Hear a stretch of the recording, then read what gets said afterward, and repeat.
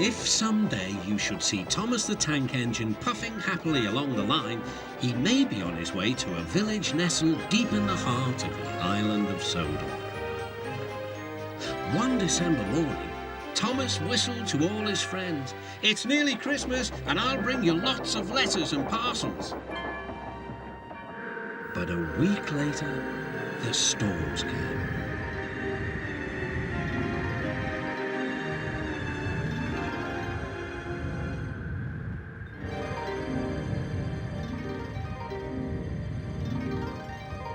The island was covered with thick snow.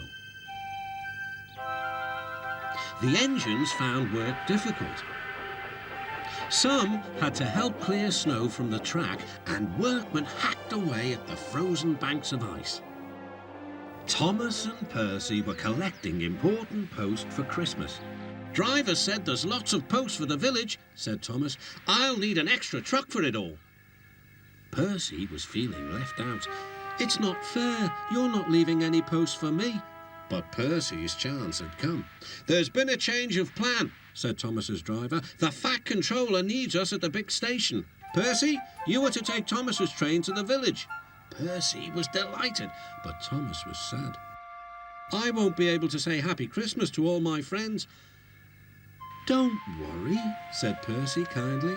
"I'll do it for you." "It's not the same," sighed Thomas.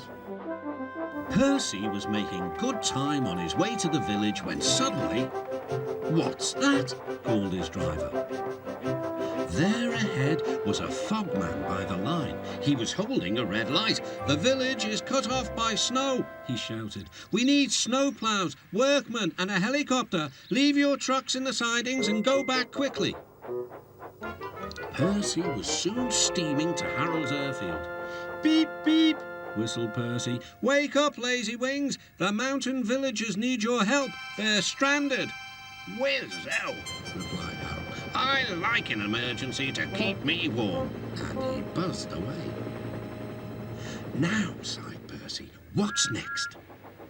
Suddenly, there was Thomas with Terence the tractor and a works train. "Come on, Percy," whistled Thomas. "Follow me." The two engines battled their way through the snow. At last, they reached the village. Harold was already there, busily dropping food to people and animals. Terence quickly got to work. "Lovely stuff," he said as he pushed the snow aside. "Well done, Percy. Well done, Thomas," cheered the villagers. "You're the best Santa Claus this village has ever had."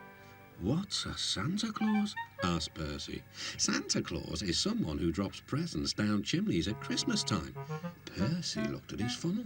"I wonder if—" "No," laughed Thomas. "Chimneys, Percy, not funnels. Which reminds me, your post train is still back in the siding, isn't it?"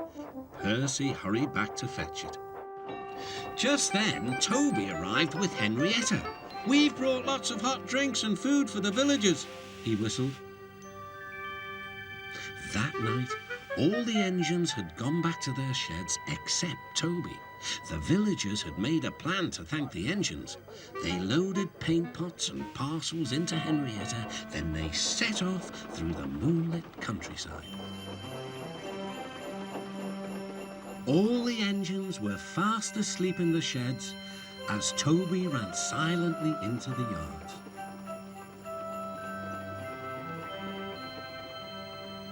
He had no idea what the villagers were going to do, but he knew it was going to be a big surprise.